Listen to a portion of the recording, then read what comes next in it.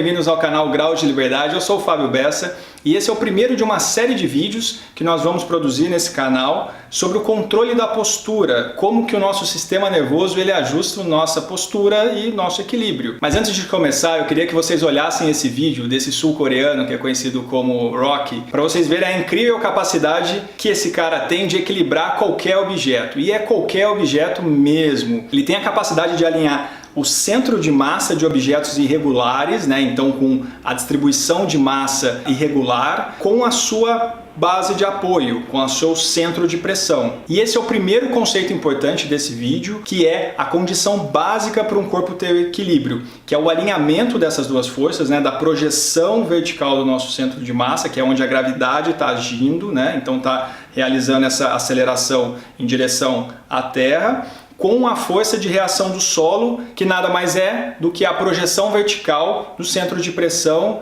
daquele corpo. Então, se a gente tem essas duas forças em direções opostas e iguais, alinhadas, a gente tem uma condição de equilíbrio. Mas nesse caso, esses objetos eles são inertes. A posição do centro de massa deles é constante e a posição do centro de pressão da base também é constante. Se não tiver nenhuma condição adversa, nenhum fator externo, essa condição de equilíbrio ela perdura para sempre. Agora, se a gente pegar o corpo humano, vocês sabem onde fica o centro de massa nosso? E a resposta mais correta para essa pergunta é depende. Como o nosso corpo está em constante movimento, o nosso centro de massa também não é constante. Ele depende da nossa posição corporal. O simples ato de respirar já altera a posição do nosso centro de massa. Eu aqui conversando com vocês e movimentando o meu braço, esse deslocamento à frente do meu braço, né, e consequentemente de massa, já altera a posição do meu centro de massa. Então aqui cabe uma primeira pergunta: como que o sistema nervoso ele lida com essa variação constante do centro de massa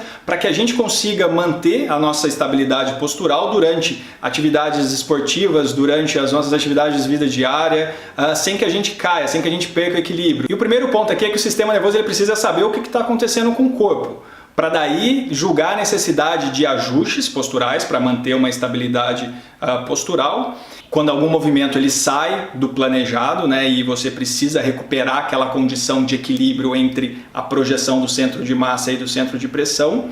E ele precisa também de informações atualizadas e constantes da posição do nosso corpo para ir construindo e atualizando constantemente o nosso mapa cerebral, que permitem o planejamento de ações voluntárias. Então, para o sistema nervoso ele saber que há uma necessidade de ajuste da projeção vertical do meu centro de massa com a posição vertical do meu centro de pressão, ele conta com sistemas especializados que atualizam ele constantemente da posição do nosso corpo, que são o sistema visual, o sistema vestibular e o sistema proprioceptivo. Vamos pegar primeiro o sistema visual. Como que o sistema nervoso ele usa informações provenientes da visão para ajudar na nossa percepção de movimento? Bom, o sistema visual ele usa referências espaciais de verticalidade. Então a gente está cercado de estruturas verticais, a porta é vertical, a janela é vertical, a estante é vertical. Então a gente sabe que a gente está vertical se a gente está alinhado pelo ambiente. Quando a gente se desloca para frente, o ambiente ele vai para trás, então a gente sabe que a gente está indo para frente porque o ambiente está se deslocando para trás, e o contrário também. Se eu me movo para trás, o ambiente ele se desloca para frente no meu campo visual. Então o sistema visual ele vai usando esses tipos de referência. Você sabe que uma bola está vindo na sua direção porque ela está crescendo no seu campo visual. Agora, o sistema visual ele pode pregar algumas peças na nossa percepção de movimento, porque como ele dá uma informação relativa do nosso corpo com o mundo externo, ele sozinho ele não tem a precisão se é o ambiente que está movimentando ou se é você que está movimentando. Quem aqui nunca já no trânsito sentado no carro, o carro do lado movimentou e você pisou no freio rápido? Parte dessa ilusão é porque você viu o carro do lado movimentando e o seu sistema visual ele achou que você estava movimentando, e às vezes isso é suficiente para desencadear uma resposta de vou frear o carro. É claro que com a presença de outros sistemas sensoriais a gente consegue interromper esses tipos de respostas desnecessárias, mas crianças já têm uma dependência maior do sistema visual do que a gente. Num experimento bem antigo, onde crianças foram colocadas num quarto onde a parede movimentava, isso foi suficiente para gerar um desequilíbrio na criança de maneira consistente com o movimento da parede. Então, se a parede se deslocava para frente, a criança ela tinha uma percepção de que ela estava indo para trás e aí isso gerava uma resposta do sistema nervoso dela para se ajustar para frente. Só que como esse ajuste para frente não era necessário, ela caía no chão. E isso o contrário também, se a parede vinha para trás, isso dava uma percepção que a criança estava indo para frente, o sistema nervoso corrigia para trás, só que na verdade ela não estava indo para trás, ela não estava indo para frente, e isso fazia ela cair no chão. E outro exemplo dessas pegadinhas que o sistema visual pode pregar na gente, eu vou mostrar essa imagem aqui do lado para vocês. O que vocês acham que aconteceria se esse cara ele desencostasse a mão da parede nessa situação? Ele cairia, né? Porque o centro de pressão dele está aqui e o centro de massa dele está aqui. Então se ele descolasse a mão da parede, ele iria cair para cá. Ou o sistema nervoso ia tentar fazer algum ajuste para tentar corrigir a postura dele para trás. Então eu queria mostrar o que aconteceria se ele tirasse a mão da parede. Nada, né? Por que não aconteceu nada? Esses são aqueles quartos construídos com a finalidade de enganar o nosso cérebro. Então se a gente ajustar a posição espacial em relação à gravidade desse quarto, a posição vai ser essa. Então se o sistema nervoso ele realiza algum ajuste postural baseado somente na informação visual, esse ajuste ele vai gerar uma queda, um desequilíbrio. E isso não acontece na maioria das pessoas porque a gente tem informações vindo de outros órgãos, de outros sistemas que eu falei, do sistema vestibular, do proprioceptivo. Então o sistema nervoso ele está sempre usando todas essas informações, comparando entre elas e tirando a conclusão se é necessário ou não se ajustar. E aqui abre espaço para a gente falar de um segundo sistema sensorial, que é o sistema vestibular. O sistema vestibular, basicamente, ele tem dois tipos de sensores. Ele tem os canais semicirculares, que são 3 canais de cada lado, né, do ouvido interno, onde cada um é alinhado com algum plano, e esses canais eles são responsáveis por detectar movimento da nossa cabeça em todas as direções, para o lado, para cima e inclinando. Como dentro desses canais a gente tem um líquido viscoso, né, com uma inércia alta, né, a endolinfa, sempre que a gente roda a cabeça para um lado, por inércia a endolinfa fica no mesmo lugar e isso faz células ciliadas que tem dentro dos canais semicirculares se deformarem ou para um lado ou para o outro. Então a gente tem a frequência de disparo constante dos dois lados. Quando eu começo a rodar a cabeça muito para um lado ele começa a aumentar o disparo e o outro diminui. E a combinação dessas duas frequências, né, uma aumentou e a outra diminuiu, significa para o meu sistema nervoso que eu estou olhando para um lado, que eu estou olhando para o outro. E isso nos 3 pares de canais. E além desses 3 pares de canais semicirculares que a gente tem no ouvido interno, no sistema vestibular, a gente também tem os órgãos otolíticos, que são 2 estruturas, o trículo e o sacúlo, só que ao invés de ter simplesmente endolinfa, eles também possuem cristais, né, de carbonato de cálcio, que também, por inércia, eles podem se deslocar mais para frente, para trás, para cima, para baixo e aí ir excitando células. São esses órgãos que informam que você está indo para cima ou para baixo num elevador, que está totalmente fechado.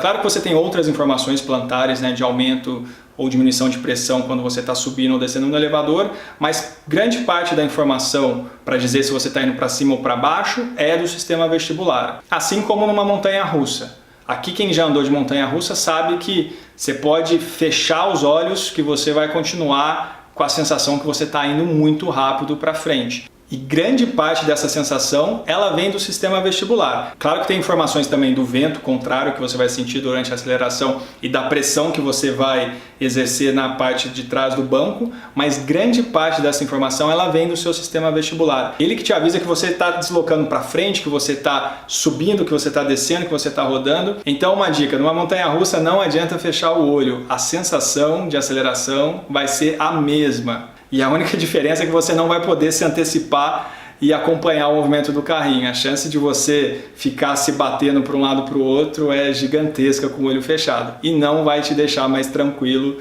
fechar o olho. Então o sistema vestibular ele funciona como se fosse um juiz. Porque como ele usa como referência a gravidade e a inércia, esses são variáveis constantes. Ele pode ser ali um ponto de referência para o sistema nervoso. E por último a gente tem o sistema proprioceptivo, que é um dos principais sistemas discutidos na nossa área, na fisioterapia esportiva, que são os receptores localizados no sistema músculo-esquelético e no tecido epitelial.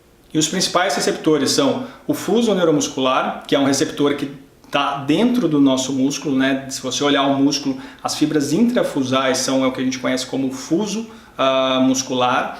Ele detecta variações no comprimento muscular. Então, toda hora, por exemplo, que você se desloca para frente, os músculos de trás do seu tríceps sural, seu gastrocnêmio, seu sóleo, eles são alongados e esse alongamento ele é informado para o nosso sistema nervoso pelo fuso neuromuscular. E essas informações elas podem ser utilizadas a nível de arco reflexo, né, onde as fibras aferentes do fuso fazem uma conexão a nível medular com o motoneurônio alfa daquele músculo, gerando uma contração reflexa.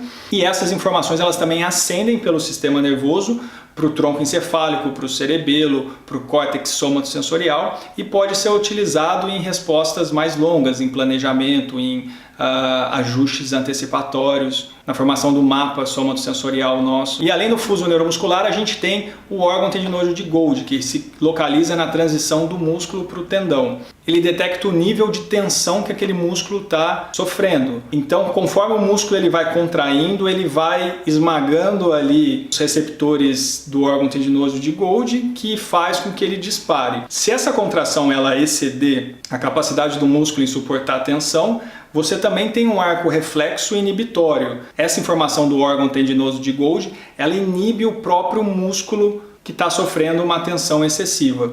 E hoje a gente sabe que não só com excesso de tensão, que o órgão tendinoso de Golgi ele é disparado, mas também para ajustes finos de tensão, com a quantidade de recrutamento que cada músculo necessita para uma função. E a gente tem também nas articulações alguns receptores articulares que também informam a posição da nossa articulação o tempo todo para o sistema nervoso. Antes a gente achava que esses receptores eles disparavam somente nos extremos de amplitude, mas hoje a gente sabe que não.